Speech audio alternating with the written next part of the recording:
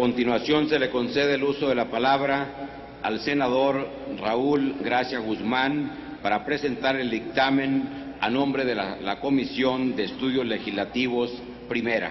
En el uso de la palabra. Sí, hasta 10 minutos. Con la venia de la Presidencia.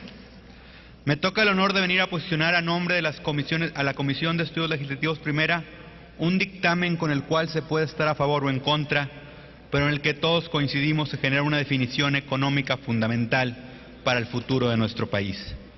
Existen posiciones encontradas, eso es indubitable, pero que no quepa duda, así como quienes por convicción consideran que esta reforma constitucional en materia energética es la condena del futuro del país, hay quienes consideramos con profunda certeza y consistencia doctrinaria y programática que este es el modelo energético que nuestra nación requiere para desarrollarse en el siglo XXI.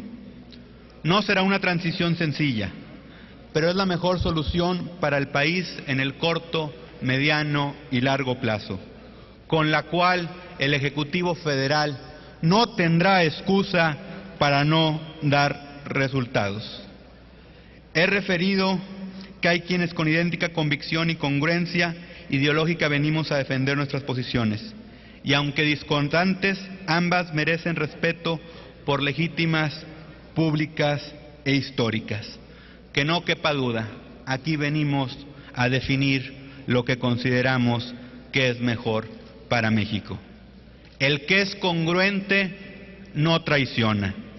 El respeto al ofrecido a los electores de algunos de los que mayoritariamente dictaminamos en comisiones por modificar los artículos 25, 27 y 28 constitucional, se refrenda citando el informe a la Nación de Manuel Gómez Morín, respuesta al discurso pronunciado en Chilpancingo por el presidente de la República, general Lázaro Cárdenas, el 20 de febrero de 1940.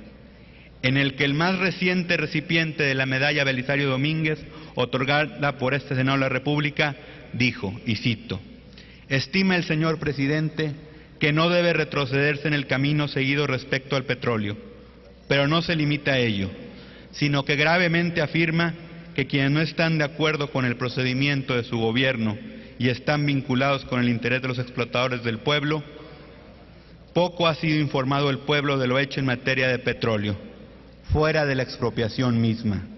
Respecto a la expropiación, todos los mexicanos deseamos ardientemente que el arreglo final defienda y garantice la dignidad y la autonomía de la nación, y no signifique un gravamen insoportable para el futuro. En cuanto a la organización misma de la industria petrolera, es insostenible la afirmación de que no debe retrocederse en lo hecho por el régimen. Sí debe retrocederse, para que esa organización responda a las necesidades nacionales y a los fines nacionales que fueron invocados como su fundamento. Debe retrocederse en cuanto sea necesario para crear un sistema técnico, eficaz, de explotación y aprovechamiento de ese recurso natural que es de México. Más vigentes no pueden ser estas palabras referidas hace casi 15 lustros. Debemos de dejar la dialéctica de descalificar a quienes no concordamos con la estatización absoluta, entonces calificados como explotadores del pueblo, hoy con frases aún más ofensivas. Bien dice lo antes citado, que debe retrocederse en la expropiación en cuanto sea necesario para crear un sistema técnico eficaz de explotación y aprovechamiento de ese recurso natural que es de México. Y eso es precisamente lo que hace la reforma propuesta en el dictamen. Establece condiciones en que nuestro país recibirá mayores utilidades por la extracción de sus recursos naturales, manteniendo la propiedad de estos a favor del Estado mexicano y transformando las paraestatales en la materia en empresas públicas productivas. Se establece un fondo mexicano del petróleo para que esta renta petrolera no se despilfarre y no se quede en la irresponsabilidad del hoy, para que con un fideicomiso público, con un comité técnico de mayoría independiente que será electo por este Senado, podamos darle a las futuras generaciones, a los mexicanos que hoy son niños o los que aún no han nacido, derecho a esta misma renta petrolera. No se acaba con Pemex, no se acaba con CFE, se les transforma en empresas públicas productivas con esquemas orgánicos eficientes, buscando evitar las cargas excesivas laborales y fiscales que no le han permitido alcanzar su potencial.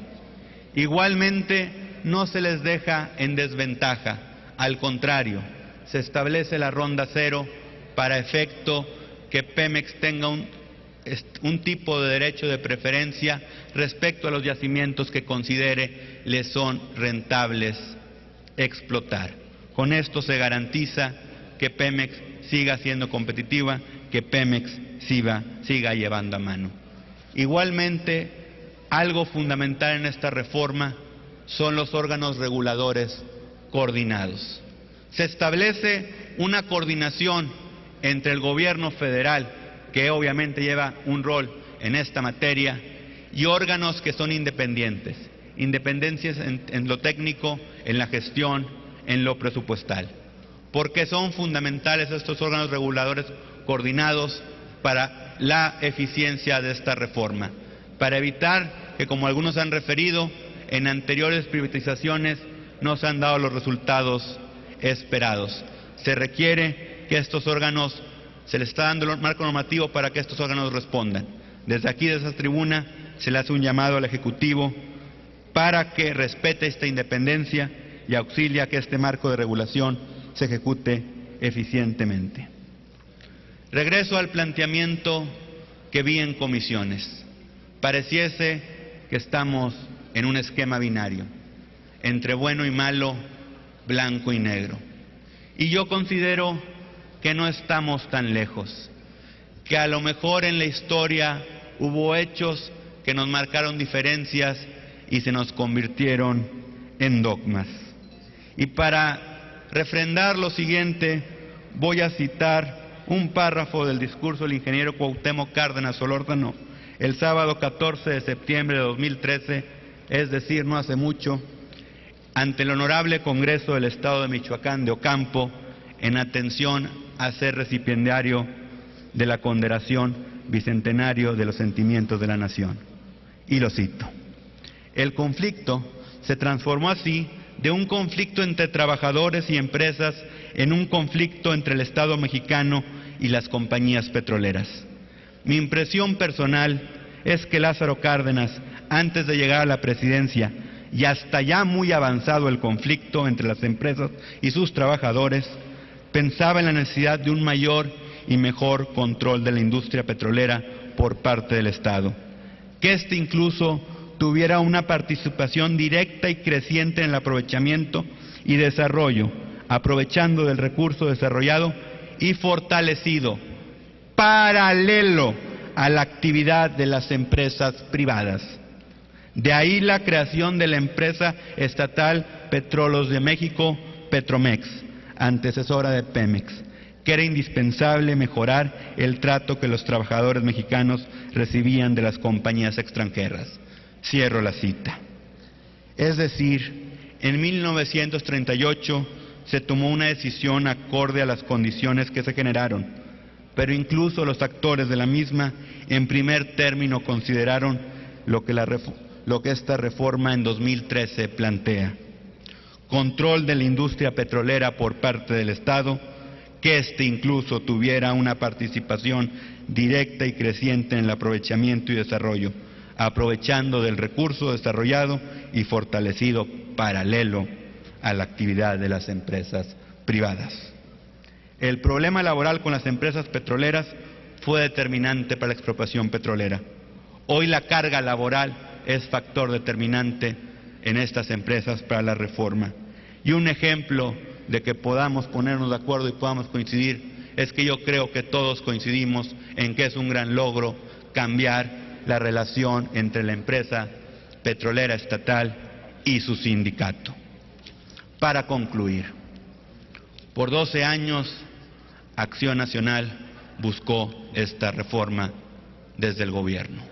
No se dio, pero congruentes con nuestra historia, congruentes con los planteamientos hechos de cara a la ciudadanía y contenidos en nuestra plataforma legislativa. Hoy, no desde el gobierno, sino de enfrente, donde también se hace política, damos esta reforma estructural por el bien de México. Y voy a dar una analogía. En estos 12 años anteriores se requería, eso ya ha sido reconocido. Pero es como el padre de familia que no tuvo acceso a la mejor educación, pero con lo que tuvo pudo salir adelante y le da a su hijo la mejor educación, le da a su hijo su ADN. Y con esto no le garantiza el éxito, porque ese hijo tiene racionalidad. Hoy le damos a nuestro México, a nuestro querido México, la reforma estructural que requiere, la mejor preparación para el éxito. Tiene este planteamiento, pero la decisión, la ejecución, le toca al Ejecutivo Federal, es decir, la libertad del hijo. No podemos garantizar el éxito, pero sí podemos garantizar lo siguiente: esta acción nacional está haciendo lo mejor para México y la exigencia de que se dé resultados, que no haya excusa, será inclaudicable respecto al Ejecutivo Federal. Aprobemos esta reforma por el bien de México, exijámosles al gobierno resultados, que no haya excusa. Muchas gracias.